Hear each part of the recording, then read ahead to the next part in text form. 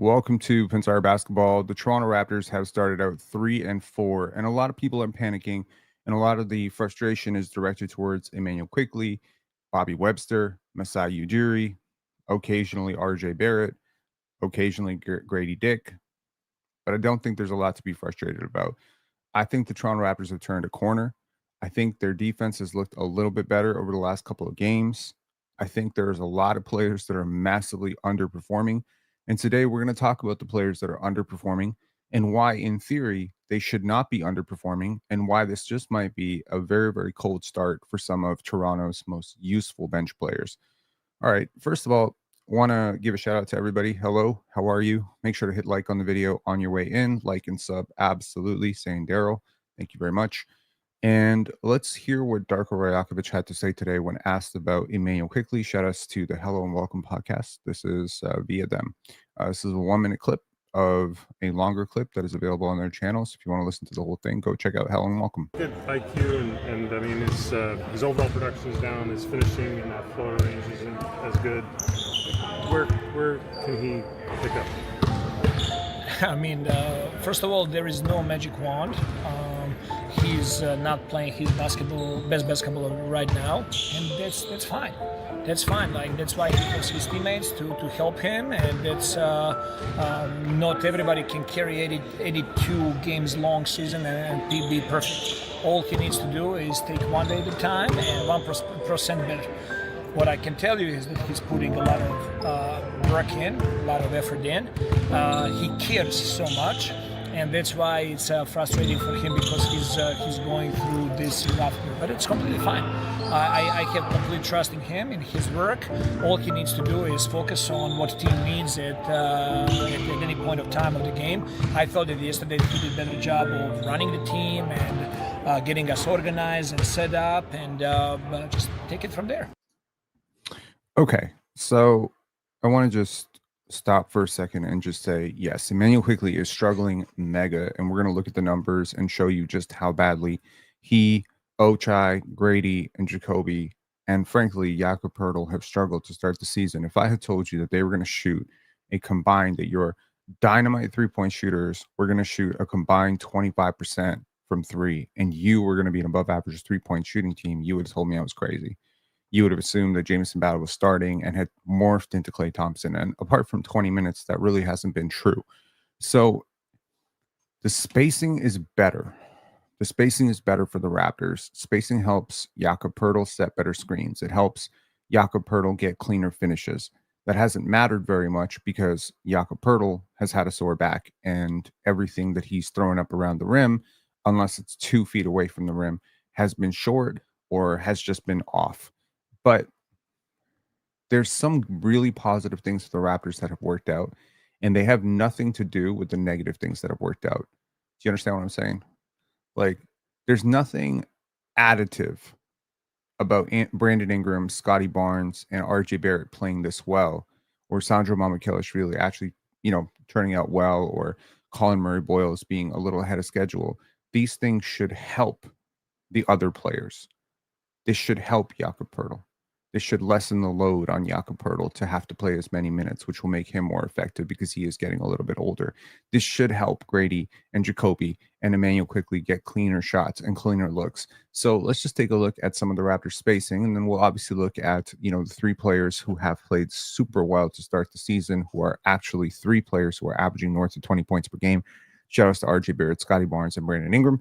But let's just take a look a little bit at the spacing here. And you see Scottie Barnes, like, this is a 3. I think this was the first one he hit. Look at how wide open he was on that shot. Like, it is truly ridiculous how wide open he is here. His threes just weren't this wide open last year. And I think that's a large part of why he's hitting them at a 46, 47% clip and has been north of 50% for most of the season so far. His teams are not running out to him. Now, how many players can you stop at the same time, right? We'll talk a little bit later about empty calorie scoring. We'll talk about impact metrics and how some of these things can be a little bit deceptive, how winning changes the narrative around players. But ultimately, Scottie Barnes hasn't magically turned into Steph Curry. Like, that's not what he's going to be. What he is right now is a willing and capable shooter. What RJ Barrett is right now is a willing and capable shooter. And what these guys are able to do, working off of Ingram's gravity and Ingram's ability to take two defenders, and eventually what they hopefully will be able to do off of Jakob Poeltl paint finishes and connective passing, short roll passing, where he is able to draw a second defender on a cross match, is they're just capable of hitting these shots right now. And frankly, RJ had an okay shooting season last year. Scottie had an abysmal 3-point shooting season last year. So this year it's been a lot more catch and shoot, a little less pull up. But hey, man, Scottie's pull up is going in. But look at the spacing that he has to work with. Now look at this little screen and roll here between Brandon Ingram and Scottie Barnes. This is the cheat sheet, man. You got two defenders who are trying to stop Ingram on this play, and look how far extended they are because Ingram can shoot and because he has the capability of shooting and because he is this jumbo-sized playmaker. You actually have now two players of this 6'8", 6'9" playmaker variety, and that is like the hardest archetype in the league to stop because they have all the angles, right? So shout outs to Colosso saying, "Sup, Rob? What's good, chat? What's good, Colosso?" So I see this as a very good problem to have because, yeah, you did play the depleted Cavaliers and yeah, you did play the depleted Memphis Grizzlies. Let's not pretend that we didn't just watch, a depleted Phoenix Suns team beat a relatively healthy San Antonio team yesterday. Anyone can beat anyone on any given night. And that's kind of what the early NBA season has taught us. Portland just beat, Denver, right? There's so many teams. Golden State lost to a complete, wash team that they had no business losing to. A lot of teams have been upset early in the season, and that's largely because, it can happen early in the season. Like nothing is real right now. Okay. Like the 5-0 Bulls who are now 5-1. That's not real. They're not going to run the East. Okay. The talent is still the talent. Josh Giddey has not magically morphed into a superstar. Eventually they'll have to implement Kobe White. The scouting report catches up to you. But what I'm saying here is what Ingram and Scottie do on this play is replicable. It's not something that is a fluke. It's not a tough shot. It's an easy shot. And it's not something that you can capably guard because both of these guys have that dribble pass shoot combination.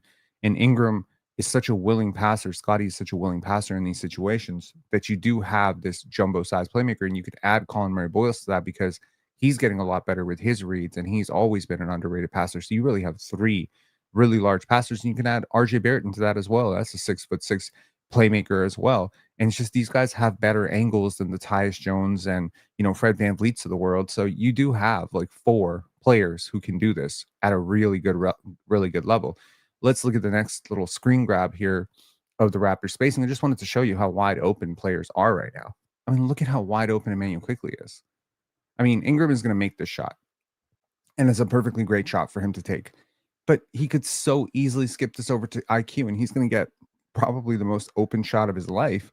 And look, man, that could be IQ, that could be Gradey in the corner. They just don't have the capability of stopping RJ Barrett plus Scottie Barnes plus Brandon Ingram. And you're doing all of this despite the fact that your starting lineup is bleeding minutes every single game. In fact, the 4-man unit of Immanuel Quickley, Keeks shared this stat. The 4-man unit of Immanuel Quickley, RJ Barrett, Scottie Barnes, and Brandon Ingram is the least effective unit in the league that has played that many minutes. Hold on, let me just pull up the stat here just to make sure that I got this right. One sec. Where the hell is it? Yes, the 4-man unit of Immanuel Quickley, RJ Barrett, Brandon Ingram, and Scottie Barnes have a negative 23.7 net rating in 92 minutes together. It's the second worst of any 4-man lineup this season, minimum 60 minutes. The Raptors have been outscored by 47 minutes when these four are on the court together. That is a ridiculous stat. Like, that is a ridiculous stat. Granted, it's a small sample size, but to the people who said this lineup's not going to work, yeah, you're right. But lost in the lineup synergy is the individual development of these individual four players. I think Immanuel Quickley is a better player. He's shooting terribly. He's decision-making terribly. He's struggling to fit in with the other four players.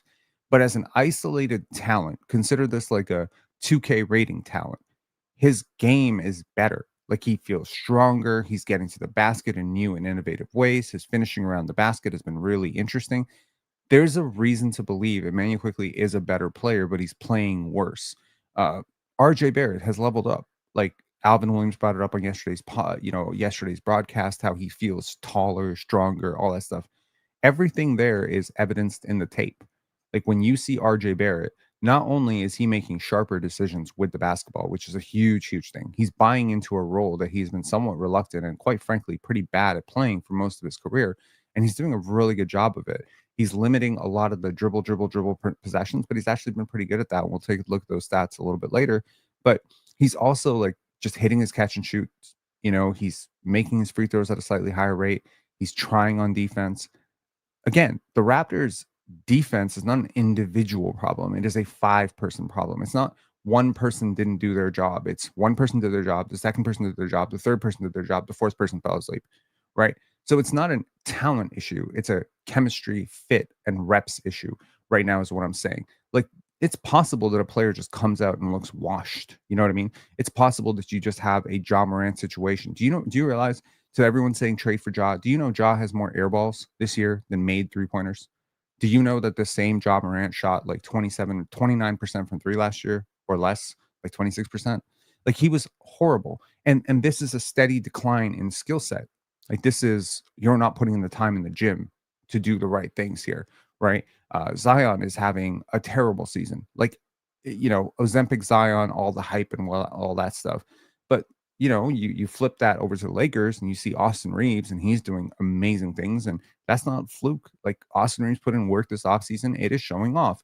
You really never know what guys do between June, July, August. But when you see them in September, you're like, this guy took a step. Well, I can confidently say 4 out of the 5 starters, we'll see if Jakob took a step, with his touch, or maybe he's added an elbow jumper or something when he's healthy. But the truth is that all of these players look like better players to me. And the least of which is, by the way, Brandon Ingram. Ingram looks better to me. Like, I don't know what to tell y'all. I suspected very, very much that when the Raptors traded for Ingram and they benched him for the entire half season last year, there was a lot of talk among trainers that I talked to that the Raptors are trying to redefine Ingram's game. So they're trying to do a kind of cross match between what he wants to do and what they want him to do. And they were trying to add elements to his game. They were trying to change a little bit of stuff about his footwork. They were trying to add, little pointers to his paint finishing, make him a slightly better finisher. And you saw Darko Rajakovic do this with Desmond Bane, Devin Booker, but you also saw him do this with Pascal, OG, Scottie. Like, he's made players better. And I said all offseason, like, Ingram is probably more talented offensively as a raw talent than all of those players. Like, as a natural skeleton, like, if I talk bare bones, 6'9", jumbo creator with athletic fluidity and just a really buttery smooth handle and shot. Yeah, the sky is the limit for what you can turn this guy into. You could turn him into a perennial third-team All-NBA guy if he really, really buys into this. And again, like, there's a reason why he's been compared. Michael Beasley once compared young Brandon Ingram to Kobe Bryant. A lot of people compare Brandon Ingram to Kevin Durant. Yeah, that's because for one quarter, every single game, he can do that stuff. He can look like Kevin Durant. The question is, why don't you do it for the full fourth quarter? Why don't you buy in more defensively? Why don't you take slightly better shots? Why don't you finish around the paint a little bit more often? Why don't you drive more? But for all the warts and all the stuff, I think this is about as optimized as I've seen Ingram. He's bought in defensively. He's crashing the glass a little bit more, and he's been really efficient. 64.1% true shooting would be a career high if he maintained it. RJ Barrett, a blistering 65% true shooting, and Scottie Barnes, 65% true shooting, and Scottie Barnes was 59.2. That's down a little bit from the 61-ish that he shot for, leading up to his All-Star. But this is a market improvement from last year. And RJ and Scottie have just been so much more efficient, but that's largely because Ingram is able to help so much. Like, they are more efficient because they are more open. They're getting better shots than they've ever gotten before. So the question then becomes, right now, the teams are willing to sleep on Ochai a little bit. What happens when he starts hitting his threes? Teams are willing to sleep on Jacoby to double down on, Ingram. What happens when he starts shooting well? Teams are willing to kind of leave Immanuel Quickley, as you saw in that clip in the corner. They're willing to leave him because he's going through a little bit of a shooting struggle, and they'll take their chances as opposed to letting Brandon Ingram get to the rim. But what happens when Immanuel Quickley hits a couple of threes?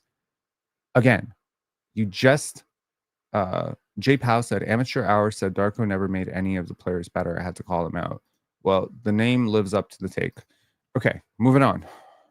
Let's get to some numbers here. This is going to be interesting. So here are the field goal leaders in pull-up field goal attempts across the league. Some very interesting names, obviously. One of these names is not like the other. Shout outs to Cam Thomas, but Cam Thomas is a very gifted scorer. You see the efficiency obviously is a little bit lower, but this is a good class of players to be in.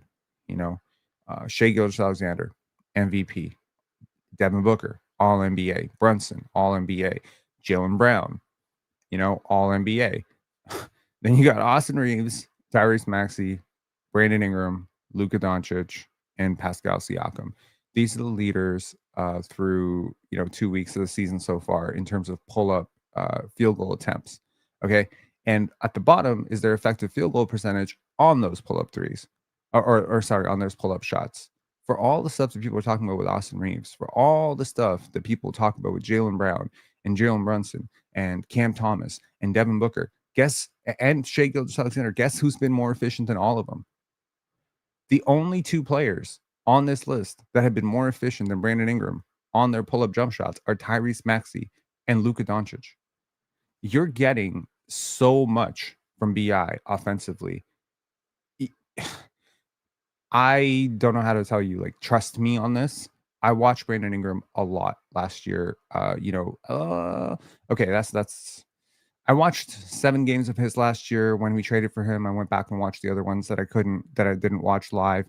The previous year, I watched a couple, but prior to that, I watched a ton of him. The All-Star year he had, that was one of my favorite teams. Lonzo plus BI, that was really one of my favorite teams. And I look at that team and I look at him at his best, and I'm like, I think he's leveled up. He feels stronger. He feels a lot more patient. He feels a lot more willing to get off the ball. He does go in through maybe 4 or 5 possessions where I'm like, ugh, that was old Ingram. But there's a lot of new stuff in his game right now, and not the least of which is the paint finishing. I've just been very impressed. But his pull-up jump shooting has been awesome. And all of these shooters, if they finally start to hit their shots, he's going to become even more dangerous because he's a willing playmaker and he's a willing passer.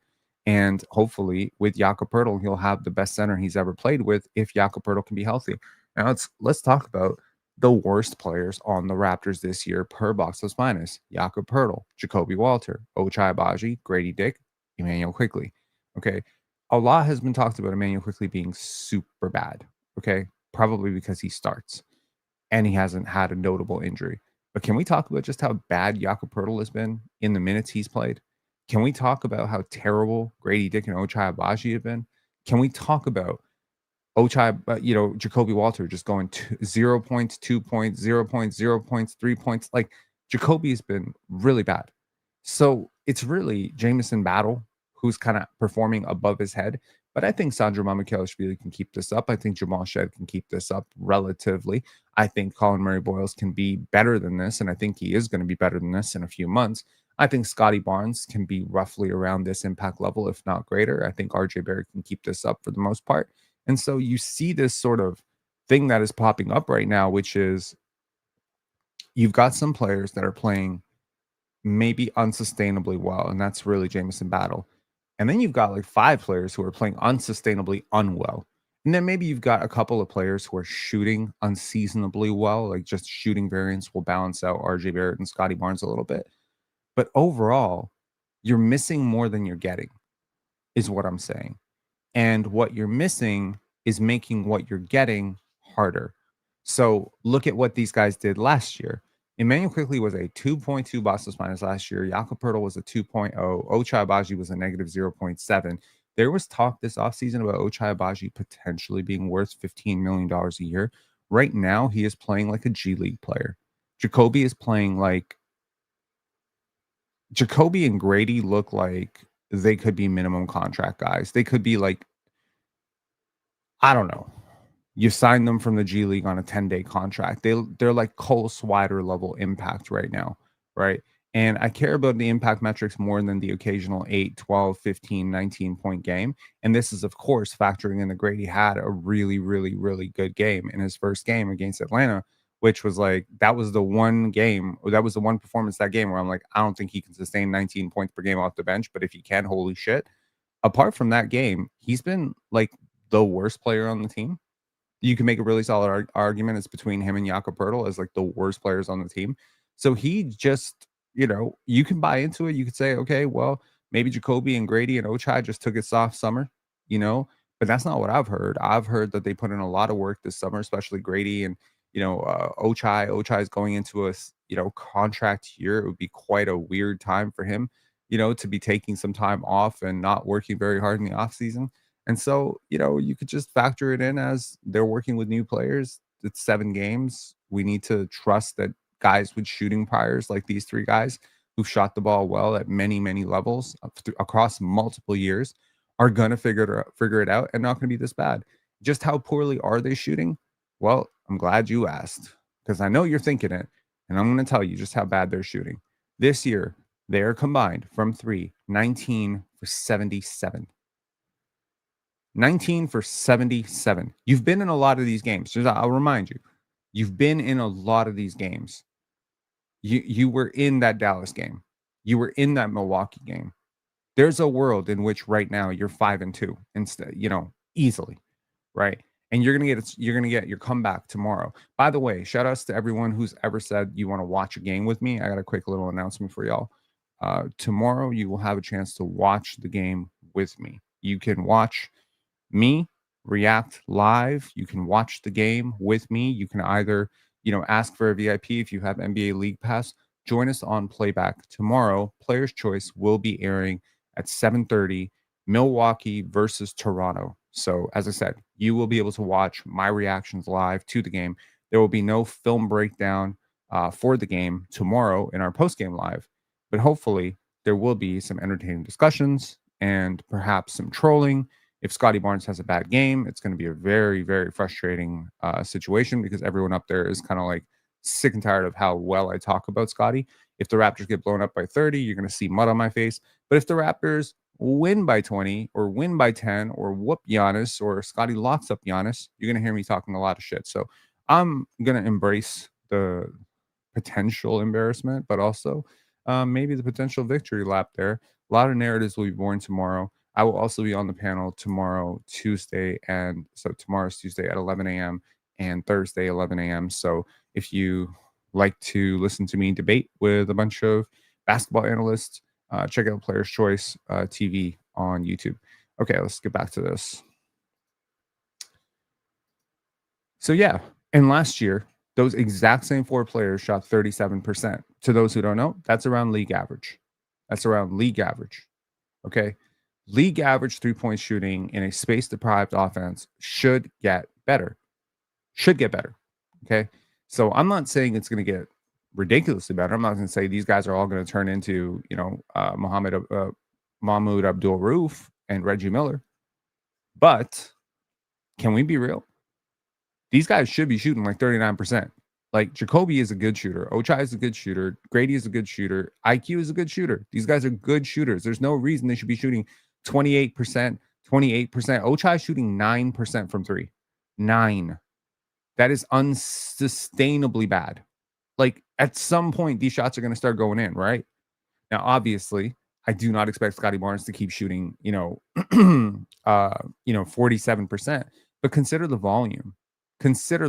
Immanuel Quickley has taken 4 more threes than Scottie Barnes. So if Immanuel Quickley shoots 46% and Scottie is the one who shoots 28%, I mean, basically they've inverted spaces here.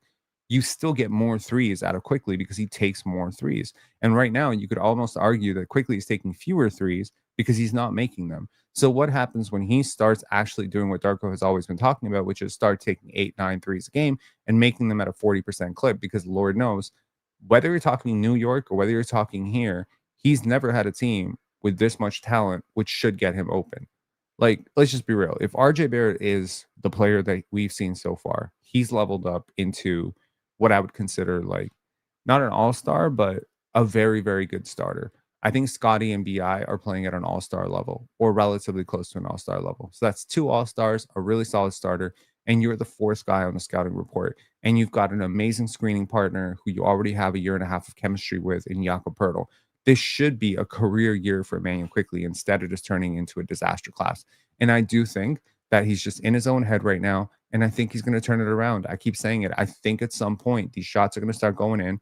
His 3-point shooting percentage is already climbing back up. I feel like he's shaking himself out of it. He worked really hard this summer. He worked really hard this summer. I know a lot of people that, have talked about this with me privately, that they're just like, dude, watch out for IQ this year. And I'll feel like hitting up all those people being like, y'all were lying to me. But I don't think they were. I think this guy worked really hard. I can see growth in his game. I can see areas of improvement, obviously, like his pick and roll and stuff. But honestly, he doesn't really need to do that stuff. You got Immanuel Quickley. You've got Brandon Ingram now to do a lot of that stuff. You don't need him as much, right? You just don't. Like, you don't need him to be running. What I need from Immanuel Quickley right now is learn how to set a screen, bro. Like, set a screen for Scottie or set a screen for, Brandon Ingram. And once your shots start going in, your screens and Jacoby's screens, potentially Jamal Shedd's screens, like these screens, if Jamal Shed can be reasonable as a 3-point shooter, like right now he's shooting 50% from 3. I don't expect that to continue, but let's just say hypothetically that Jamal Shed, who by the way last year was like pretty bad as a 3-point shooter, let's just be real, he shot like 31% last year. If he can get to 36% this year, that's an average shooter. That's an average shooter.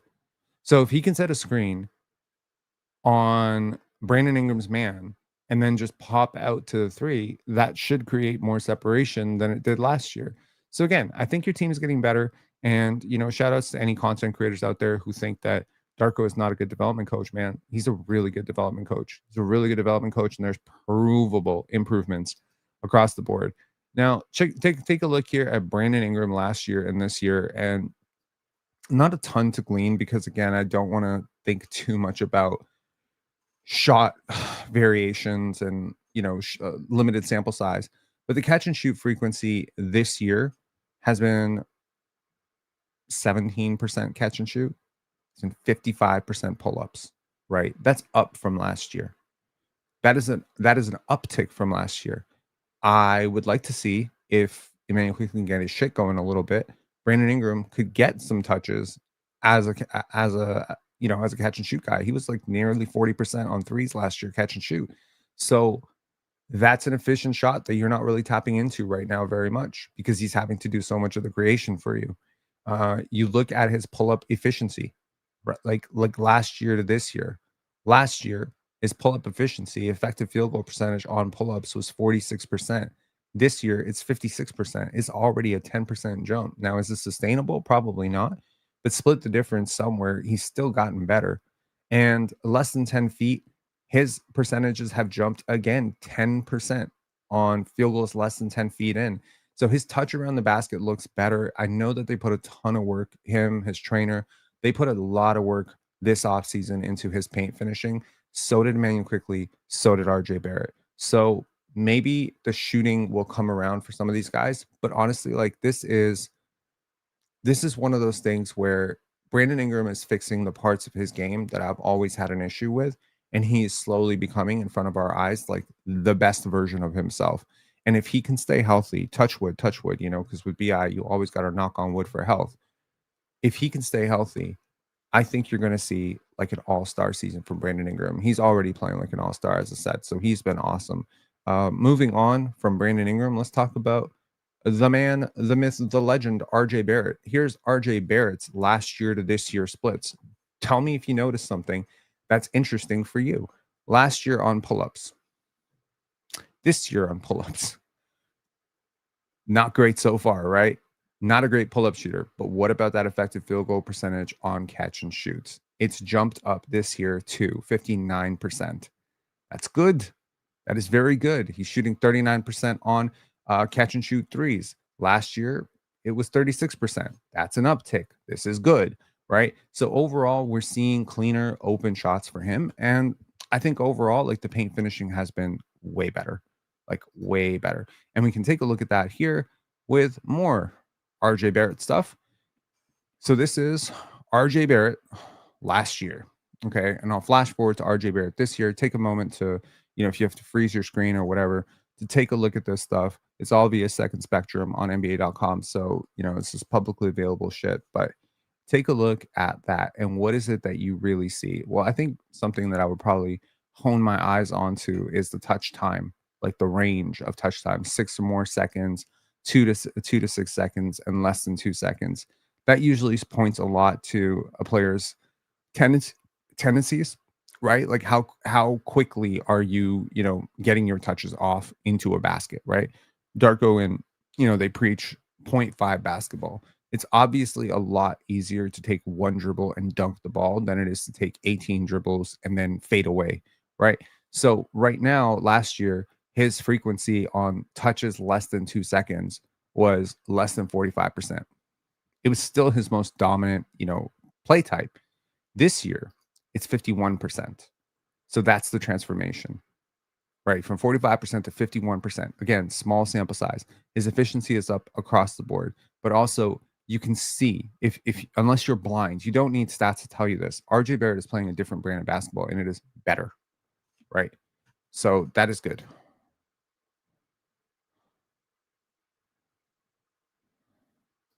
Okay. And this is who? This is Scottie Barnes. So this is Scottie Barnes last year. Again, touch time, less than 2 seconds. So we saw a lot of Scottie dancing with the ball last year. Last year, it was 36.8% of his touches were less than 2 seconds. What about this year? 52%. That's the jump. So once again, you see this jump of Ingram taking more of those high dribble, high time possessions. Scottie and RJ getting slightly more catch and shoot attempts. They're getting a lot more of that. So the dynamic of this offense can shift a lot if RJ and Scottie can really level up as like really great players offensively. I think it will allow Ingram to get easier looks as well. Now, Ingram is playing like a star right now, right? Like he is offensively at least. Defensively, maybe not. Overall impact metrics, efficiency, whatever, maybe not. But when you watch him, he's doing a lot of star stuff. Like this is top 25 player in the NBA type of stuff that he's doing. And I think that Ingram's disrespect across the league overall, Scottie's disrespect, RJ's disrespect, the fact that this entire team is basically as individuals disrespected across the league has led me to believe that this team actually is a lot closer to being really, really good than some people realize. So let's talk about the idea of empty calories, trade values, and why perhaps 2 out of the 3 of these players at least have been dumped by their former teams.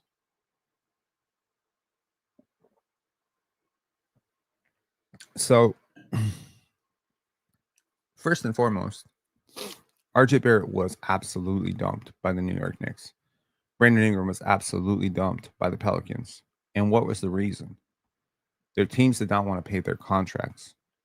Now, high efficiency, 65% effective field goal percentage, 20 point per game scorers who are trying to buy in defensively do not grow on trees. Jumbo playmakers do not grow on trees. So why is it that their teams walked away from them? Was there an optical illusion that they were worse than they really were? Was it a situation fit? I think sometimes you have to divide the individual player from the context of the team that they are playing for, minus the contract. There's a lot of narrative biases that go into our understanding of what a player is, right? Bradley Beal, 40 million, overpaid. Bradley Beal, mid-level exception, coming off the bench, totally different story. So with Ingram and RJ, they sort of developed this reputation as guys who only wanted to do it their way, right?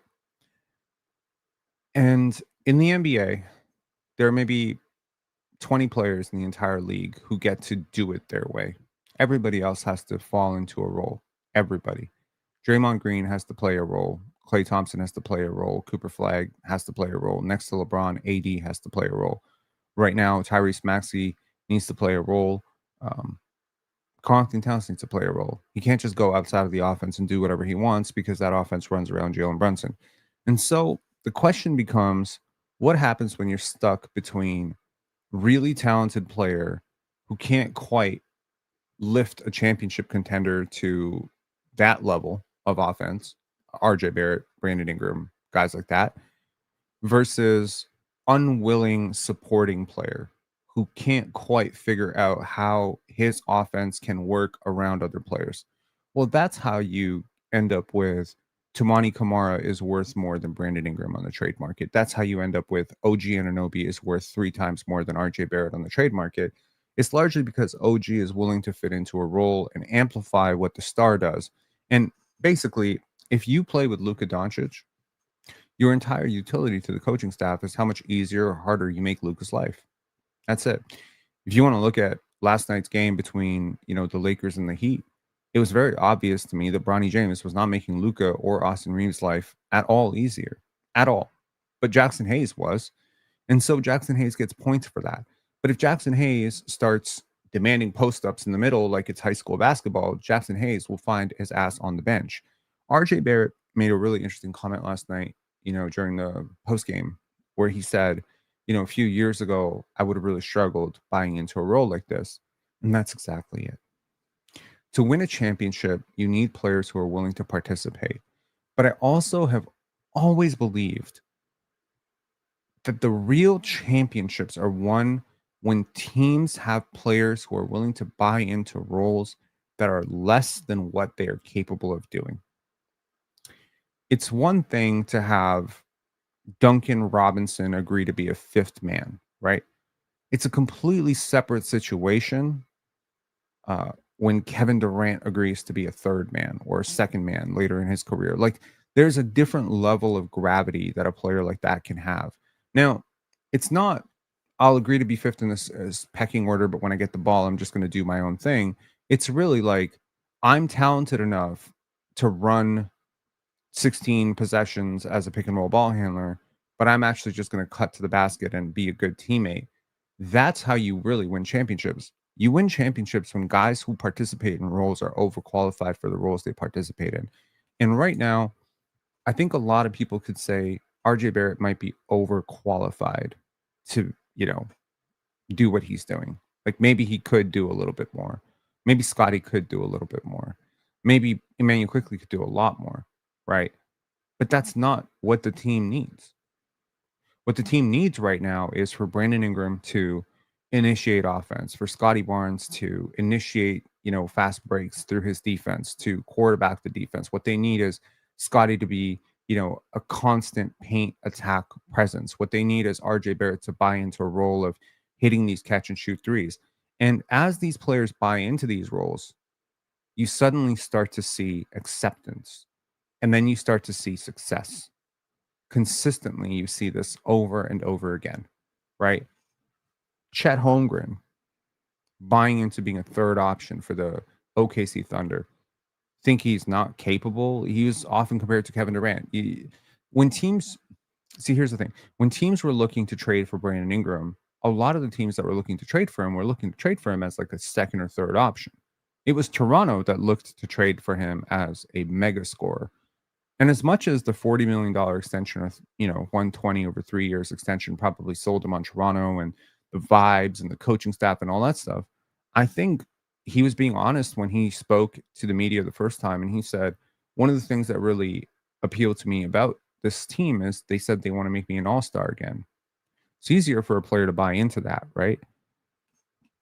When you have a second option that can play third and a third option who can play fourth, that's when you typically win championships, right? Look at the Detroit Pistons, the 04 Detroit Pistons. Rasheed Wallace, easily capable of averaging 22, 23 points per game, even in that slow-ass era. He was one of the best power forwards in the NBA. He bought in. He bought into being, a second, third option on some nights behind Rip Hamilton and Chauncey Billups. He bought into that. But don't get it twisted. He was still as talented. And when you needed a bucket down the stretch, he could still do that stuff, right? You look at those stacked Portland Trailblazers teams like the 2000, 2001s, there were so many players coming off the bench like Detlef Schrempf and guys like that who could easily be starting on most teams across the league, right? You look at the Golden State Warriors, Sean Livingston. Was Sean Livingston one of the 25 best point guards when he was playing with the Golden State Warriors? Yes. But he was coming off the bench.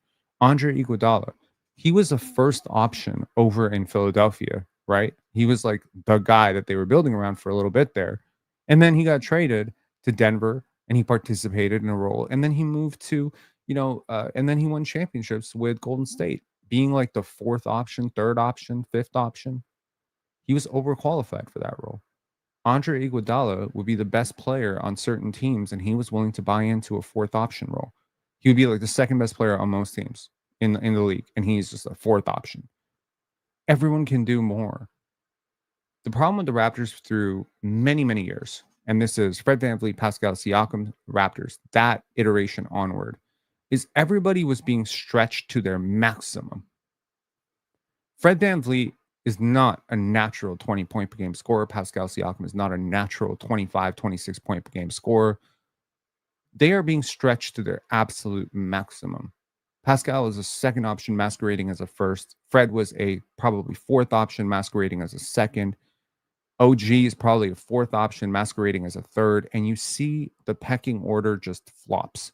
So no matter what you do with the scheme and the defensive effort and all that stuff, you just have this situation, which is a cascading effect of when you get up to it, the other team just always has more talent. Kyle Lowry could score more easily. Could have scored more. Serge could have scored more. Danny could have scored more. But they bought in. They bought in. They played roles that were lesser to them. I think championships are rewarded to the teams that sacrifice. And I guess that's my major takeaway from this. And what I'm trying to say is that the Toronto Raptors finally have the type of talent, I believe, between BI, Scottie, and RJ, that someone can actually sacrifice without being over leveraged. And that's very important to me. It's very important that you have that level of talent. So how far can the Raptors take this? Might they be one tinkering away? As much as Raptor fans are really frustrated with Immanuel Quickley, I'll remind you, Knicks fans are really frustrated with Josh Hart. They're really frustrated with Karl-Anthony Towns. They're really frustrated with Mikal Bridges. Magic fans are slowly panicking about Jalen Suggs. That's a mega contract. That's more money than Immanuel Quickley. His health. They're slightly panicked about Desmond Bane. You're not the only team in the Eastern Conference that is having a little bit of buyer's remorse on a contract right now. There's many teams that are having buyer's remorse. There are multiple contender-ish teams. The Pacers missing a max player for the entire season. A super max player, by the way. The Celtics are missing a super max player for the entire season. And I will remind you that the Sixers are currently on their way to potentially having to medically retire their super max player. You have teams like Chicago and Milwaukee that have jumped out to this very hot start in the East, but I think it is an indictment of how weak this Eastern Conference is. Is there an opportunity here? Is there an opportunity here for the Raptors to actually become like the third seed in the Eastern Conference? They have a pretty weak schedule coming up, so you're not going to get those major test games right now. You're not going to get to face a fully healthy Cavaliers team or a fully healthy Knicks team on the road where you can really test the hypothesis of how good you really are. But I don't know if the Raptors are necessarily that good right now. I think when they will be good is when Jakob Poeltl comes back and he's healthy. And he is, I believe he is questionable for tomorrow, so we'll see if he plays. But there is a version of this team that does work, right? Yes, there's still some concerns. There's probably one trade that needs to be made. But you have a dearth of wings and you have a lack of rim protector behind Jakob Poeltl. I think this should change. I think Colin Murray-Boyles has shot the ball well enough that I would be comfortable playing him as a backup 3 right now. Him playing the backup 3 makes Ochai somewhat redundant. So if you can find a stretch 5 who can block shots, Ochai Agbaji has no place on this team at all. Now, it kind of sucks that Ochai and Gradey have come off to the cold starts that they have, but maybe there's another player out there that's off to a cold start too. Also, I will say, shout outs to me for mentioning Josh Minott 100 times over the last couple of years as a player the Raptors should target. Josh Minott is having a quiet breakout season for the Boston Celtics, as I suspected he might. He's been amazing. He actually has the same Boston minus 2.9 as Scottie Barnes right now. That is ridiculous. He has just been really good. I've been watching him and just like really impressed with his athleticism, his two-way impact. Overall, Josh Minott has been amazing. You need Josh Minott. Like, that's the player you need. Like, you need a player like that. You need someone who has athleticism on the wing, can play a little bit bigger than their size. Maybe you need to make a trade for Herb Jones. He's having an abysmal season. The Pelicans are obviously stupid. They made some very, very bad choices this offseason. So maybe they're looking to make a change. Maybe this is an opportunity to grab Yves Missi and Herb Jones and hand them back a pick for their trouble. maybe you can do that, right? I'm a fun guy saying, can you apologize to RJ and admit Quickley is the problem? No, nothing to apologize for. I made a video, like 2 months ago saying RJ was going to have a breakout season. I still think his defense is a fucking nightmare at times. And I still think that, you know, it's possibly a clunky fit going forward. But hey, man, I'm giving him flowers where his flowers are due. When he has a good game, I always give him flowers. Apologize for what, man? Talking? Stands are weird. Anyways, so I say all this to say the Raptors might be one trade away. And again, that trade needs to add 3 things to this team. Rim protection is my first thing. If you're going to pressure this much at the top of the key, you need rim protection behind it. If you know, just to give Jacoby and all these guys like assurance. Now, obviously, the Raptors have dialed down a little bit. They've been a lot less aggressive last couple of games just to win some games right now. They've been a little bit less aggressive. They've been pushing it a little bit less. There was something that Darko talked about yesterday, like the speed paradox, where when you go 100% of the way, like it changes the rhythm of your game. And I totally get it. I understand it. When you start playing 0.5 basketball, when you've been used to dragging possessions out to 18, 19 dribbles your whole life, you're going to struggle. You're going to struggle with your rhythm because everything is off. That's why I'm so surprised that Brandon Ingram has been so adaptable to this offense, but also kind of impressed that the Raptors have been willing to accommodate him on his types of possessions too. They haven't completely just taken out all the warts from his game. They've actually slowly worked him out. And I wonder if the Ingram you see today will slowly morph as the season goes on, as they add one more thing, as opposed to overwhelming his system and being like, hey, Brandon Ingram, can you be this completely different player? No, I think as the season goes on, you will see more threes for Ingram, right? We will see more, let's say, more off the ball opportunities, more cuts, more frequent attacking of the rim.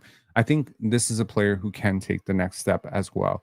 And I think he's taken like a really good step, but I wonder if there's like another step to come that Darko is just slowly trying to push this into his game. So yeah, so I think when you factor in that the lineup synergy has been so bad for the starting unit, when you factor in that the four-man lineup of your 4 highest paid players is the second worst net rating in the entire NBA.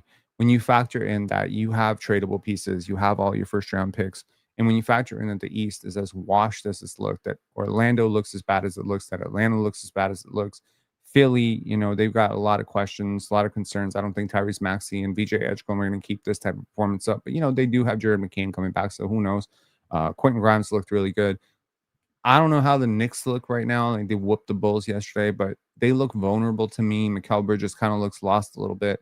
We'll see. You might just be one injury away to a key piece on another team from just rising up to the top 4 of the East. And if you have a chance to be top 4 in the East, what's stopping you from winning a playoff round? You don't think Ingram and Barnes can win you a playoff round? You don't think RJ and IQ can participate in that? You don't think Jakob Poeltl is playoff tested and battle tested? Like, yeah, you're a very young team, but you have a team full of like guys who are gritty and winners and have played in big moments. And again, I think there is one piece missing. I'm not completely sure what that piece is. I have a feeling it's a backup center. And again, what does that really do? It just makes you bigger. If you had a backup center in place of 1 or 2 of your redundant guards right now, Mamu just moves to the 4, CMB just moves to the 3. You just become bigger. It'll solve a lot of your rebounding issues. It'll solve some of your rim protection issues. So obviously that backup center can probably play some, backup 5, backup 4 for you. And who knows? It gives you a little bit of insurance in case something, this back issue is a lingering issue with Jakob. I think if I'm the Raptors front office right now, that's my number one priority is looking at guys like Day'Ron Sharpe when they become available, looking at guys like Yves Missi potentially in a trade or a swap. I don't know if Yves Missi necessarily solves the problem. Monitor the Khalil Ware situation in Miami. A lot of things been coming out about Khalil Ware right now that, maybe his motor is inconsistent. They have to keep motivating him, all that stuff. Who knows? Maybe look at Santi Aldama, like the guy we just faced yesterday. Look at Santi Aldama of the Memphis Grizzlies, and, he's on a really, really reasonable contract. Maybe look at someone like Goga Batase, right? Like maybe Goga is the way to go. No pun intended. So, yeah, I think there's a lot of positives to take from the Raptors 3 and 4 start. obviously, if you want to be Debbie Downer and glass half empty, you can certainly say, well, they haven't really beat anyone yet. The Atlanta Hawks are trash.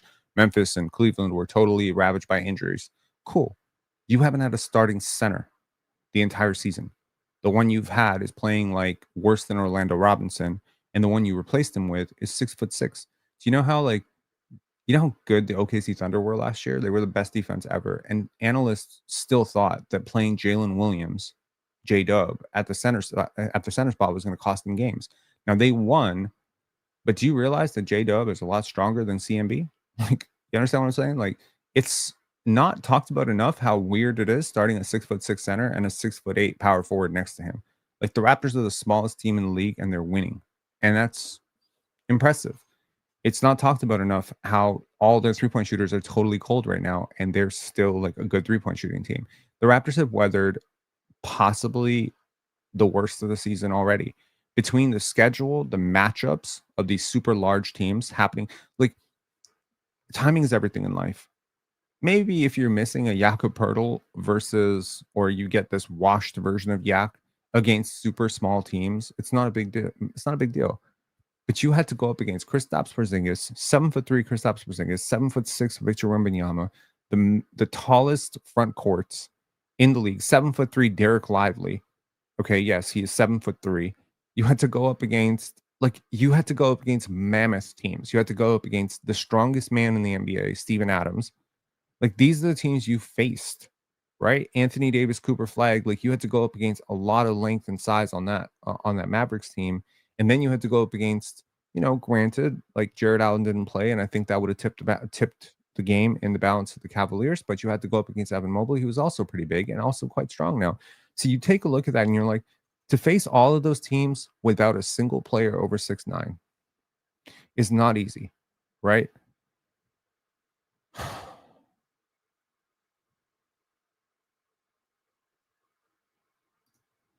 Foil.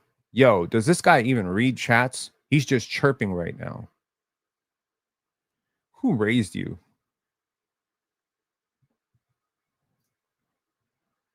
He hasn't read one since I joined like 6-7 minutes ago, it feels like. Why I gotta read what you gotta say? The chat is for you, bro. The chat is for y'all to interact with each other. I don't really have to read everything you say. And if you wanna be a big boy, why don't you send a super chat or a members chat? You could send a members chat if you remember, but you're not a member. You're just somebody who came here to chirp. I say, who raised you? Like, what do you want me to do? You want me to stand? Hold on. I'm chirping too much? Watch this. Watch this, boss. Watch this.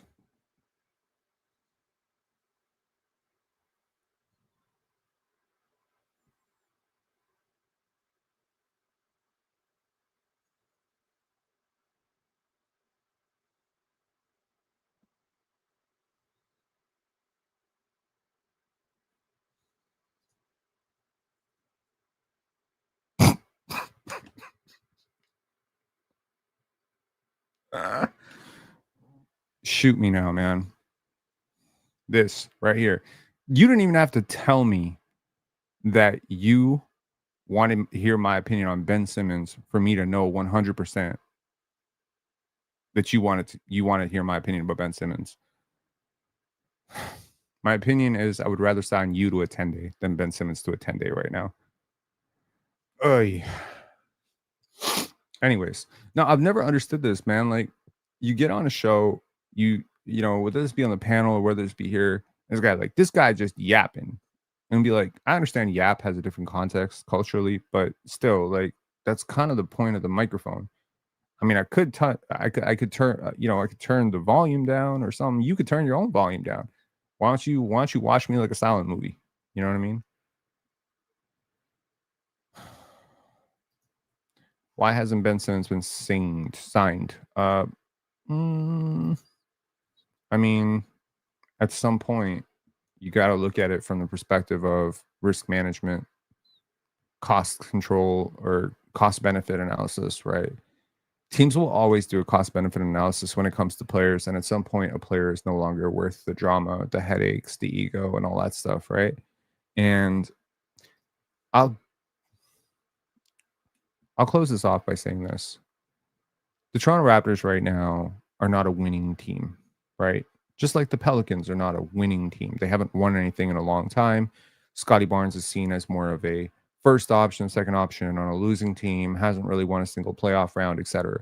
Well, suddenly, Cade Cunningham, who's also never won a playoff seed, is not viewed that way anymore. He was a year ago. Winning changes everything. It optically changes everything. There's a reason why winning players are covered differently. Look at Jordan Poole's coverage when he was playing in Golden State. He was the next Splash Brother. He was worth every penny of the $30 million. Then Draymond Green punched his lights out. He goes to Washington and he's a bum. He's a toxic player. Now he's in, New Orleans. I'm gonna be honest with you. His game has changed minorly, but if you watched him in Golden State, he was always frustrating. He was always doing that bullshit on defense. He was always taking crazy shots. They were going in at a higher clip because he was in a better offense with better players. And he was winning, so you ignored it. You don't care, right? People don't care about what Jonathan Kuminga was doing when they won the championship run. He was the same fucking player that he was last year. But when you struggle, people amplify the players on your team that aren't playing well, and their coverage becomes negative. Right now, RJ Barrett has been on a losing team for a few years, right? And so the coverage and the trade value and the optics and the contract negotiation are all different, right? You look at a guy like Kelly Oubre. It's another example, right? Kelly Oubre signed with the Golden State Warriors. He made a ton of money on that deal. And then you go back to, I think he signed with Charlotte. He averaged like nearly 20 points. Nobody cared. He had to sign a minimum contract. Look at Gary Trent Jr. He was a mega bucket getter for us. He was relatively efficient too. He had a cold shooting season. He signed with a minimum. Last year, he played a lot better. He still signed for a minimum because once you sign for a minimum, you ain't getting back to it. And if you say, I don't want to sign for a minimum, they'll be like, go kick rocks. Go play in China. You're not good enough to demand more than this. So, it's a casualty of the CBA, but also this is the casualty of losing.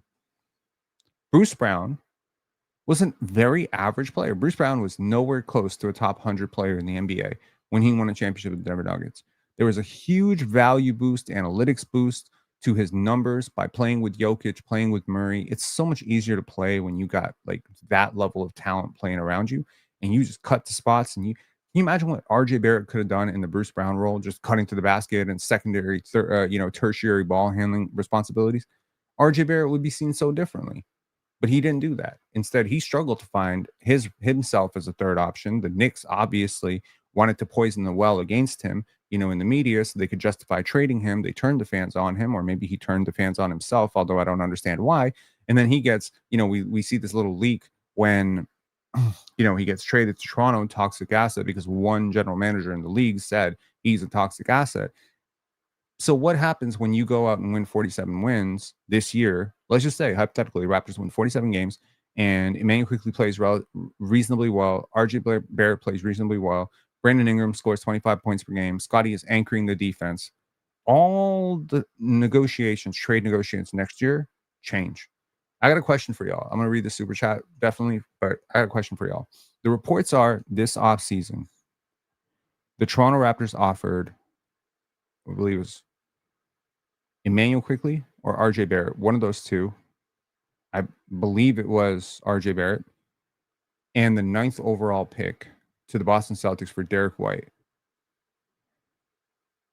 Okay.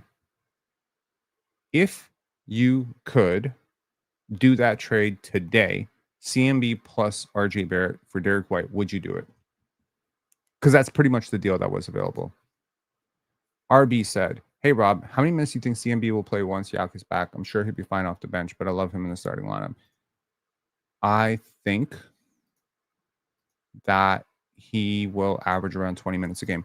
I think this team values talent, and CMB is the best talent that you've drafted since Scottie. I think he's that level of player. Nothing he's doing right now is not going to get better. Nothing he's doing right now is like necessarily unsustainable, other than maybe the 3-point shooting. But there was something that they said on the broadcast, which I fully agree with, which is when you're not a shooter, it's not like you're a bad shooter who's been shooting it, from the chest, or when you just you just don't shoot, right? You just haven't taken a lot of 3-point shots. Jonathan Mobo, CMB, these guys. if we can prove to ourselves through the analytics, through the data, through the eye test, through the film study that you have good touch, we will build your 3-point shooting up like you're a child. And from that point, it's actually better because there's no rhythm or motion or mental memory or muscle memory to disrupt. You just haven't taken the shot a lot in your life. And so we're introducing something new. We give you the proper technique. We put you in with the shooting coach. I think that's what's happening with CMB right now.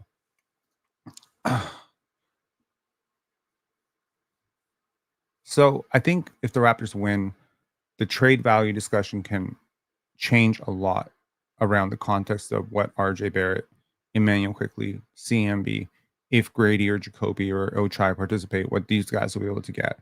I also think for the players who do not have contracts for next year, which is specifically Ochai Baji, if he plays well and he plays an instrumental role, like say 6th man, 7th man, 8th man type of role for the Raptors next season, he could get a contract bump. So it's a double-edged sword. It's kind of like if he doesn't play well, you're a worse team. He gets a worse contract. If he does play well and you play well as a team, he gets a bigger, he has all the negotiating power. I think it's possibly a blessing in disguise that he's come out to such a cold start, because you can now justify to him that based on his play, he's no longer going to be guaranteed minutes. And I think he can read his own shooting percentages and say, yeah, I'm shooting 9%. That's fair. And a lot of decisions that I think coaching staffs and front offices have to make need to be justifiable. If you're going to pull someone from a starting lineup, if you're going to bench someone, if you're going to ice someone out, if you're going to, send someone down to the G League, it has to be something where everybody doesn't just turn around and say, that doesn't make sense to me. Right. And I think if for Ochai Agbaji, CMB has outplayed him so far this year. I think obviously RJ Barrett has outplayed him. Scottie and Ingram are outplaying him. Those are 4 guys who are going to play his position. As a 3-4, if Scottie's going to protect the rim like he did yesterday, if CMB is going to be a rim protector like he was yesterday, it really does make Ochai a little bit redundant, especially when he's shooting 9% from 3. So on the upside, maybe because he's a restricted free agent next year, you're the team that gets to pick him up for a really cheap deal. Like, I don't know, maybe you get to take a 3-year, $12 million flyer on the Ochai Agbaji experience, and then he actually goes back to shooting 40% next year. Now you have this value deal that everyone's saying Ryan Rollins is. Or, he does what he did last year again this year, and now he has back-to-back 40% three-point shooting seasons, and he goes into restricted free agency, and he's asking for $12 million a year, $14 million a year. You sign him to the $12, $13, $14 million contract that he's asking for because you don't want to lose an asset for nothing, and you think he's young and he's a hard worker and you've had him in your system, and then he comes out next year with his new contract and he goes right back to shooting like 31%, and you're fucking saying, shit, we're stuck with this contract for 3 more years. So it's really tough paying guys. You have to really trust the work. You have to trust the person. Kind of going through this right now with Immanuel Quickley, right?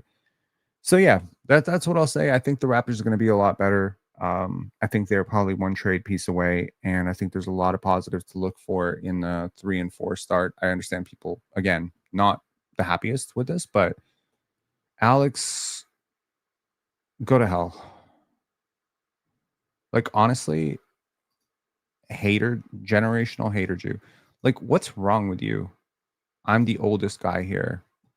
I'm not 12. You know what? I don't care if you're 12. I don't care if you're fucking 2. Get lost. Ugh. Did I ever share this story? When I was in the subway, and this was like 7 years ago, I was on the subway, and I literally watched this thing happen. And it was probably this dumbass Alex that did it, right? It was probably this motherfucker. There's this guy who was very, very upset that someone had stepped on his shoe. Okay. So this guy started screaming at the person who stepped on his shoe and demanding an apology. Now, when the guy who turned around was kind of, a little bit put off by the energy, like,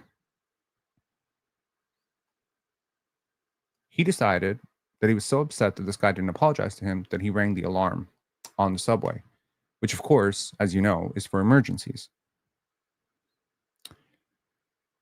We were in the last cart, so I decided to run through the entire train as the train stopped and people tried to figure out what was going on. And I counted up how many people were on that train. I wanted to count up how many people were on that train for my own personal satisfaction. And I counted up roughly around 680 people. It was packed. Sorry, I might be misremembering. It might have been 480 people. It's been 7 years. It was a lot of people. So I started doing the math and I started assuming within 30%. So I assumed that all the other trains that were also stopped because our train was stopped. Obviously, the other line was stopped, the other line was stopped, the other line was stopped, the other line was stopped. And I started thinking to myself, how many people just got fired because, they'd been late 3 times and their boss said, if you're late one more time to work, that's it for you. How many people got fired and didn't make rent? When you start thinking about the number of people, the number of diverse, different people that are on that subway line at that moment, there is definitely one person who needed to be somewhere urgently.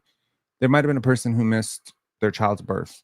There might have been someone who missed their kid cutting a cake. There might have been someone who missed their daughter's recital that evening.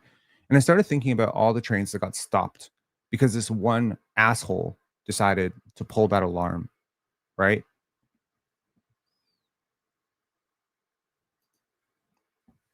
People like you, honestly, who feel tough coming into here and telling me, like, don't need to hear your life story. I sometimes wish that there was like a once a year event where I could put all of you guys into a room and just say, now talk, like face to face. Would love it. Would really love it.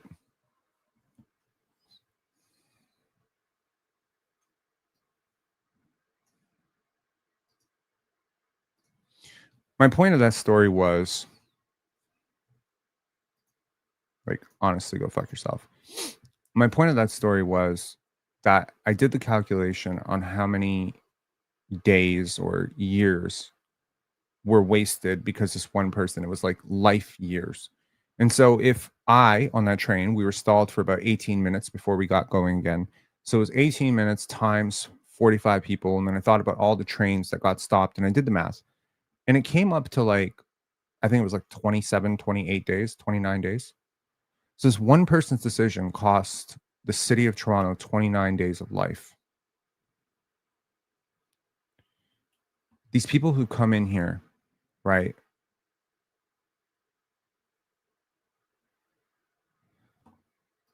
Saying he ran down the train and counted them, I don't think this happened personally. Who fucking cares what you think happened personally? When I say I ran down the train, I don't mean like I ran down the train. I walked down the train and I counted every single person on that train. Yes, I did. I don't fucking care if you think it happened personally. Why would I lie about this? Like, anyways, the point here is when a person comes into a chat and disrupts a conversation like this, right? You're ruining the experience of like 400 people. People are going to watch this video after. This video is going to get 2,000 views. There's maybe 1,000 people who will watch up until this point. If I so decide right now to waste my time clipping this out, then you're also wasting my time. So I wish we had a society where people considered the fact that every action has this consequence, right? That when you throw litter on the ground, somebody has to pick that up, or the ground will be contaminated or littered, or the world destroyed. Like, there's a general lack of empathy among the people who do this stuff that is truly, like, makes me scared for the world. Do you understand what I'm saying? See, here's the thing. Maybe the vibes are not off. Maybe you are off. Have you considered that? It might be time to look in the mirror. You know what I mean? I don't think you've said one productive thing since you got here. So that's kind of my point, right? It's like, I would suggest as a parting note, this is my 8th parting note of the live. And this is, I like to leave, like I am, my shirt says story over everything. Like I have a big belief that things need to resolve themselves on a good note, right? So I think that, what am I fucking trying to say here? I lose my train of thought. Ugh. Mars Talk Sports saying, I see you. What the fuck was I trying to say? I'm gonna lose my mind. I'm old. I'm getting old. I'm so old. I'm like losing my train of thought mid-sentence. What the hell was I going to say? Fuck, someone jogged my memory. What the fuck was I talking about? I have to like go watch the video and be like, what was the thought bubble that came up exactly as I wanted to close this live off? And I started to like congratulate myself on this wonderful conclusion that I was going to have to this live. And now it's like, ugh. That boy CMB is a tank. Yeah, he is. And he ain't even close to being physically developed yet. Subway story, some idiot pulled the alarm. Yes, that is definitely there. But there was a thought bubble that emerged from that. What the hell is it? Train, people losing jobs, consequences.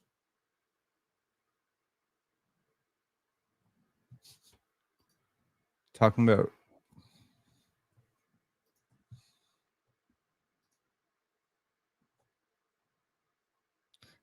makes me being scared for the world, time being expensive, wasting time.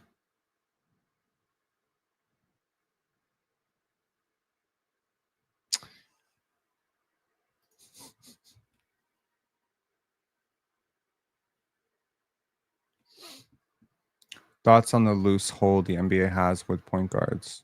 What do you mean loose hole?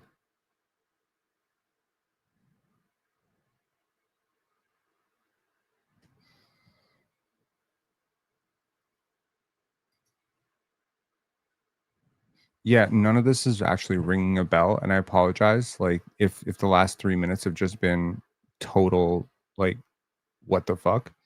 I can't figure out what I was thinking about as the perfect resolution to this. If I think about it later, I will write it in the comments. But it's so frustrating because I wanted to leave this on a positive note. I gotta retype that. Yes, please do. Maybe that will be the great conclusion to this live. Mars's amazing question could be the great conclusion to this live. I don't know.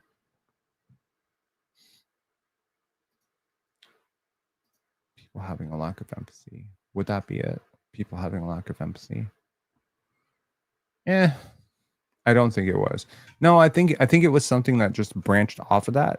I think I'd concluded my thought about the train and, you know, wasting people's time and all that stuff. And I was just going towards something else. Is that the real Mars? It probably would be. Yeah. A couple of lives ago, you mentioned something about game theory and you never got around to it.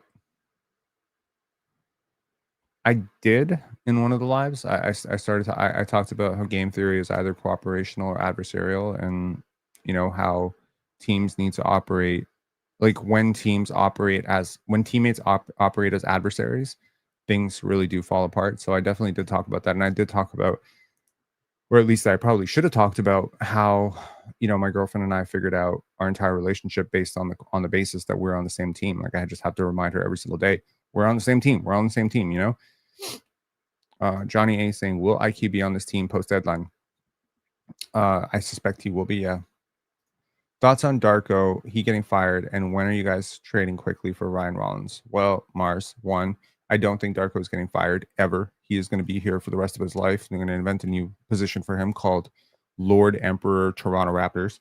And number two, if you figure out a way to trade a guy who makes $4 million for a guy who makes $32.5 million, I would love to hear it. But I do love Ryan Rollins. I am a very big fan of what I've seen from him so far. But granted, you know, the pull-up shooting and the pick and roll efficiency could go out the way very soon. And, you know, suddenly he looks like a $4 million player again. But I do think the jump he took is real. And, you know, he's been working with Rajon Rondo. Throw Scottie in there. Fuck out of here, man. How does that help? How the fuck does that help? Are you throwing Giannis in there? What are we doing here? And just so we're clear, I don't trade Scottie for Giannis. Straight up. Is that the guard on the Bucks? Yeah, it is. He had Giannis got to get the sell. Also, may I give a shout out to the panel today? Recapping the Toronto Raptors victory over the Memphis Grizzlies, Ron, our L host, said Scottie Barnes had 19 points and 9 rebounds. Or 19 points and 12 rebounds. How the hell do you drop the 8 assists and the 5 blocks? I messaged him immediately. I wrote it in the chat. I'm going to probably bring it up tomorrow 2 times. Don't be disrespecting Scottie Barnes like that. You get 5 blocks. Talking about Musa Diabate 1 block. Fuck off, man. Oh, Musa Diabate had 1 block. Oh my God. Scottie Barnes had 5 blocks. Crickets. Bullshit, man. That is called a media bias. That is an absolute media bias. Penn, are you Jewish? What makes you think I'm Jewish? I'm Serbian, so I would be like the first of my kind, a Serbian Jew. But what made you... I'm getting Jewish vibes. Don't steal my coins. Oh, okay. I'm getting anti-Semitic vibes. Go fuck yourself. You get it? Ban, ban, ban, ban. Don't steal my coins. Definitely don't steal my coins, bro. I got like coins from the 1800s. Don't be stealing my coins. You can have a quarter. You can have a dime. Yeah, anti-Semitism is gross. My stepdad was Jewish, so if you ever gotten a bit of a Jewish vibe from me, that might be it. Anyways, next time you should ban him. Don't give him any attention. That's ironic. Yeah, I don't know. I think this entire live format thing is very interesting to me because you know you can do lives like between playback, player's choice, the panel, and this. I'm doing lives like 15 to 18 hours a week, sometimes 22 hours a week. This is crazy. It's made me a lot less reactive emotionally. I'm probably a very emotionally reactive person. It's actually made me a lot less reactive. So that is good. It is it's definitely something that I've been wanting to work on for a very long time. Bobby Big Balls Baller. Sunset Park, what time is it? Time to get live, time to represent.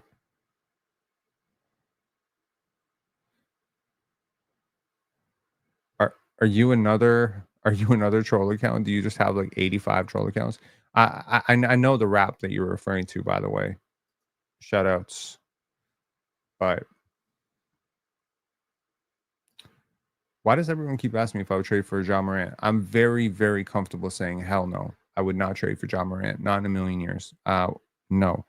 I have been a big Ja defender, but no, I did a members live yesterday outlining all the reasons that I would not trade for Ja Morant, including the analytics and the trend lines for why I wouldn't trade for Ja Morant.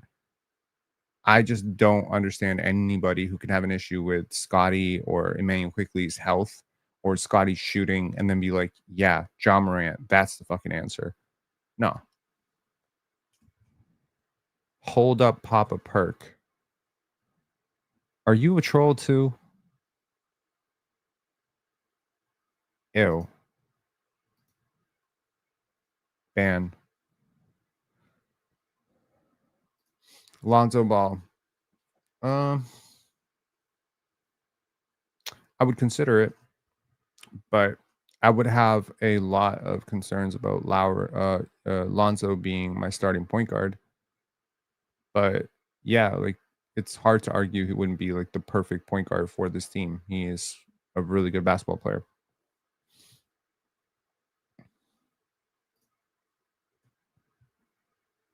What if the league was like, we'll do you some secret favors. We just need you to take Ja Morant for the rest of his contract, put together whatever deal makes sense. What then? What's the secret deal? Miss the playoffs? Wink, wink. Get AJ DeBonsa with the first overall pick? Yeah, then we'll do it and just wave and stretch Ja Morant.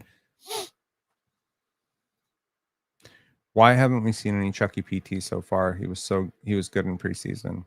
Well, he's the third string point guard on a team that has 2 wings that can play point guard. So, fart transfer system. I don't know if you're a troll. Like, I get very skeptical when I see these kind of troll names pop up, bro. Are we tanking this year? No. Mobo minutes soon. He's already got minutes, but yeah.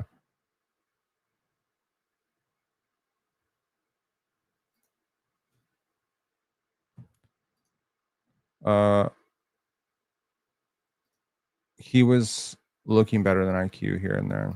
I mean, that's not hard to do right now. I feel like I'm gonna drive myself crazy thinking about what the hell this thing is. Fart transfer system. I'm viewing from China. No, you're not. No, you're not. What time is it in China? Quick, quick, quick. What city are you in? What city are you in? What city are you in? What time is it? What's your currency worth? What's the capital of China? See, like too much lag, too much time. You know what I mean?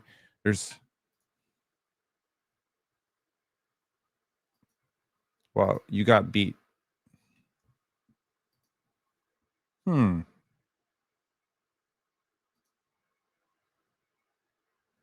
He's in Chengdu. I don't know enough about Chinese geography to tell you that's a real place, but I think I've heard of it, so. I don't know, man. Troll name, fart transfer system. Who calls themselves that?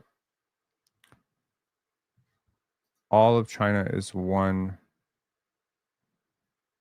time zone. It's weird. Yes. Nice. Gradey IQ 2026 first for Derek White, Sam Hauser. Does that work?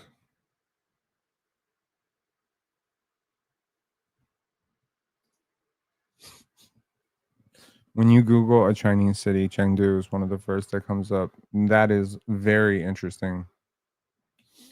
Anyways, good day here. Just woke up. Yes, we got it at 7:40. Okay, I'm being honest. I don't believe that you are in China. That's just like my belief is that you are not in China. I don't think you are. I think you're, but again, like maybe to you I sound crazy, but I've literally had to boot like 35 trolls.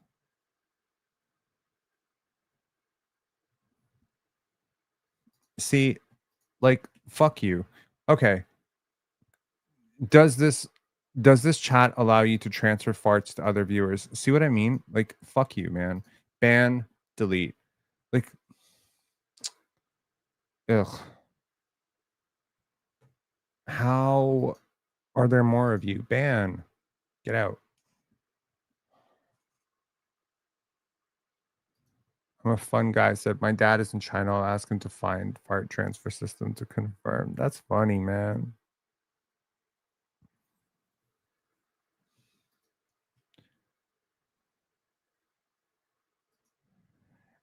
What is going on? I feel like every live that this happens, there's like one or two people who have a lot of time on their hands who are just like, let me try to get a rise out of this guy. You're not getting a rise out of me. You're just getting a whole bunch of your alt accounts blocked. You get nothing. D White trade does work, but doubt Boston accepts. They scoffed at 12 plus RJ.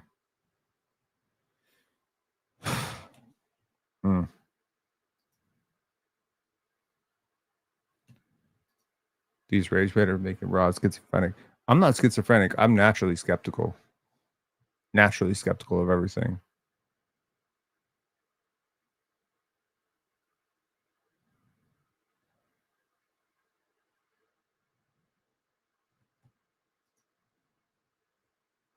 Be Rich said this chat has gone mad. I am now engaged. Are you just trying to see how far the trolling will go? And if eventually I will, in fact, snap my head off? Like, nah, it ain't happening, man. No, I'm as I said earlier, like I do these live streams now close to like 20 hours, 25 hours between like, I mean, there's probably going to be a week. Maybe it's this week. I doubt it. I mean, this week I'm engaged to do 12 hours of PC, roughly. Sometimes 13 hours, maybe 13 hours of PC. And then probably between the post game lives and the alt days lives, probably like another 12, 13 hours like on this. That's like 26 hours. Like There might be a week during the playoffs, especially if I do the Spurs channel as well, where it could be up to 40, 35. Like, you understand? Like, it's weird. Congrats to Mars. What you? Oh, I get it. I am now engaged. He did not mean that kind of engaged. You need to actually leave your house to get engaged to somebody. Shout outs to Mars, man. Bucks have back to back. Let's hope the Pacers work them today. Yeah, let's hope. Okay, because the Bucks are going to be pretty pissed. They got absolutely jobbed against the Sacramento Kings a couple of days ago. Like, they should have won that game 100%, in my opinion. The Kings were gifted like 40 free throws. So it was almost like the league, I mentioned this yesterday, did them a favor to make up for the fact that they fucked them over for the LA game. Do you think we should consider picking up Wiseman as for a backup center? Hell no. No James Wiseman ever. We actually waived him last year, if you recall. He was part of the trade, and we waived him. He was the part of the trade that brought us Pascal Siakam. So, by the way, James Wiseman, former second overall pick, still young, was recovering from an Achilles tear. He started a game for the Pacers. They actually waived him recently. And at some point, you're going to have to, just take it at face value that when this many good organizations, like considering the Pacers are a pretty good organization, relatively speaking, I trust Kevin Pritchard. I trust Rick Carlisle. These are good talent evaluators. This is a good organization. And I trust the Golden State Warriors relatively, like not blindly. Obviously, they make mistakes. But if those two organizations gave up on him, I think you have to really, really consider there might be that, right? There might be something there. And also, you definitely need to have a pretty high basketball IQ and a really high motor defensively to work on to play on this team.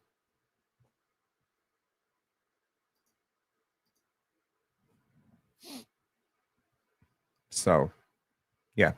Anyways, I'm gonna get out of here before Little Queef be rapping 2 times, decides to spawn and make a 3rd, 4th, 18th, 35th, 67th account.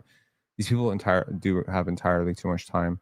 I'm still trying to find that thought that I had that I thought was gonna be the perfect ending for this live, and I'm so frustrated that I can't find it. But I think my general thought or my parting note to you guys, just to have a little bit more empathy for people who are seeing things differently than you. I have found it.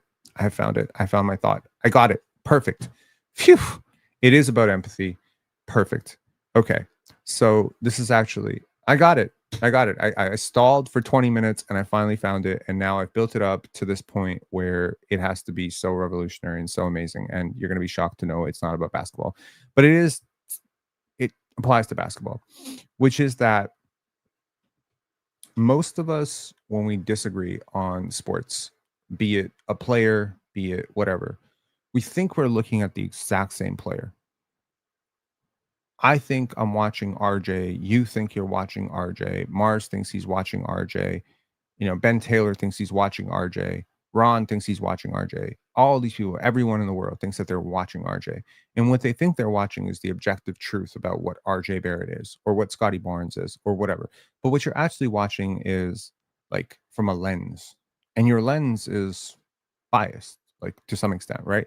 If you have a preference for ball dominant players, you're watching a different player than I am. If you have a really keen eye for off ball defense when you watch games and someone else doesn't, like me personally, I think off ball defense is as much, if not more valuable than on ball defense. RJ Barrett has some really positive moments on the ball, right? But he has a lot of really disastrous moments off the ball. So for someone who does not watch the off ball moments, or someone who does not necessarily even value like high volume scoring as an overall basketball archetype, like maybe you're more of a playmaker focused player. Like, again, that's why, when I had a discussion with the gentleman from New York, whose name I'm forgetting right now, I asked him, like, who are your favorite players? And when he brought up like Mark Jackson, he brought up Jason Kidd, I was like, okay, he likes guys who have the ball in their hands a lot. Like, he likes guys who control rhythm, control pace. So I understand the RJ like. But then what about a person who doesn't like players who hold the ball a lot? What about a person who doesn't really care too much about a guy's handle, but rather is just obsessed with the guy's off-ball movement patterns. Well, maybe that person is going to be way more obsessed with Klay Thompson, right? And I think this is where we differ, because when we go to a Twitter space or a comment section and we say, RJ is this or Scottie is this, and the other person says, what are you talking about? Are you stupid? What we don't realize is that we're not looking at the same player. We're not reading the same information. We're not looking at the same stats. And that's not to say somebody's better or somebody's worse. It's not because somebody knows all of RJ's tracking data and advanced analytics and someone else is just looking at his 22 points per game. It doesn't mean that one is better than the other, because at the end of the day, they're both numbers. You're looking at one number, I'm looking at one number. You participate in one group chat, I participate in another group chat. You know, you have a certain set of experiences within the basketball world, certain appetites, certain preferences, certain biases. I have another. And so you look at that and you say, when we come to a disagreement, is there ever any belief that, hey, maybe I need to look at what this other person is looking at? Do you ever click on a video that disagrees with your primary assumption? For instance, the last couple of weeks, I've been going through something which I will not share here, but has been something. And one of the things that I've been doing to help myself out is every morning I take turmeric with black pepper, ginger, and lime. So mix this concoction together. If anyone has ever taken a shot of turmeric, ugh, tastes horrible. But yo, I will tell you, I feel a hell of a lot better. So turmeric is working. And I've always heard about like the the medicinal benefits of turmeric my whole life. So disagrees. Everything checks out. Turmeric is good for you. Turmeric is good for your skin. Turmeric is good for your hair. Turmeric is good for this and that and whatever. Yeah, it's maybe bad for your counters, and it's very yellow and it gets everything whatever all over the place, but it's great. It's a health miracle. It's like a miracle food. Would I click then, based on what I already think, would I click on the harmful side effects of turmeric? Probably not. Probably not. A product that I already believe in, or an ingredient or a medicinal thing that I already agree in, why would I click on the inverse of that? But that's my point. In order to understand the world, you need to click on the opposite side's views on things, which means that the person who can, in my opinion, really change the world is a person who hates Donald Trump, but is still willing to listen to the podcasts that defend him. The Charlie Kirk thing was very interesting for me, and I was having a conversation with my friend about this, and I didn't want to talk about it at the time because, as a white content creator, you can't even say Charlie Kirk without people saying that you're racist. But the truth is, I'd never heard of Charlie Kirk. Before he was assassinated, I'd never even heard of him. Never. Didn't know who he was, didn't know a thing about him, had never listened to one of his speeches. And it's interesting because, again, like, we're so tribalistic in today's world. There's a clip of me on Player's Choice where I talk down on the career of Bob Cousy, right? And people say he hates white people because he's trying to pander to black people. Now there's a clip that PC posted of me saying Nikola Jokic is comfortably the best player in the world, and people say I hate black people because I'm white. Can I be both? Can I hate, but I'm neither. I don't hate Bob Cousy because he's white. I don't love Nikola Jokic because he's white. This is not, but my complexion unfortunately taints, or the look of me taints or colors my opinions and makes me into a caricature for some people online, and they're able to do that.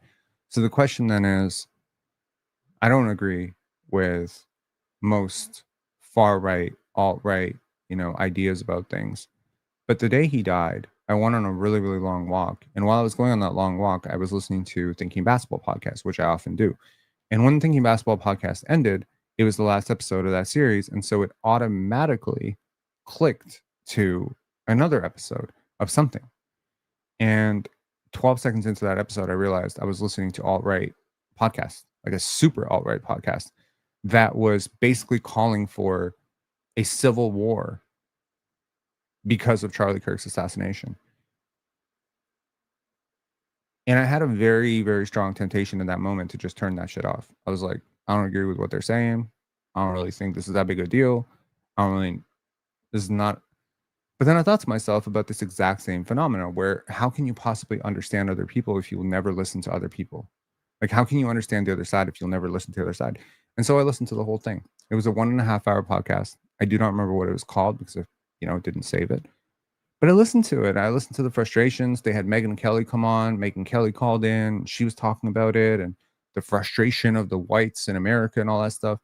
This is just not shit that I'm exposed to very often, but it was very interesting for me to actually hear it all said out loud and to hear like this is what they feel like they're going through. They feel like they feel like there's a race war going on against them.